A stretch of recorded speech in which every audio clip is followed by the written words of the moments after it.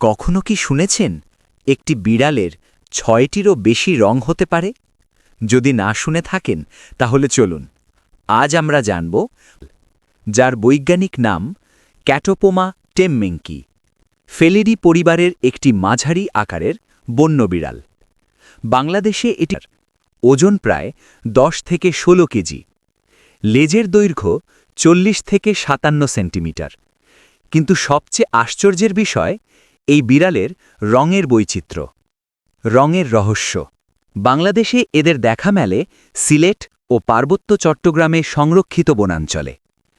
Camera ট্র্যাপে এদের উপস্থিতি খুবই বিরল, পুরো দেশে রেকর্ড ১০টিরও কম।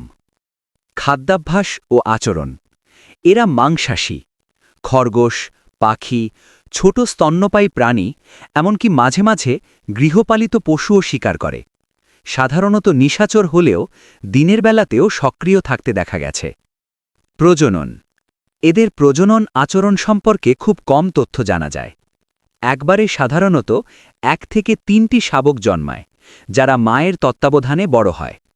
হুমকি ও সংরক্ষণ: একসময় বাংলাদেশে এ প্রজাতি ছিল মহাবিপন্ন, বর্তমানে এটি ঝুঁকিপূর্ণ। আবাসস্থল ধ্বংস ও শিকার এদের অস্তিত্বের সবচেয়ে বড় হুমকি।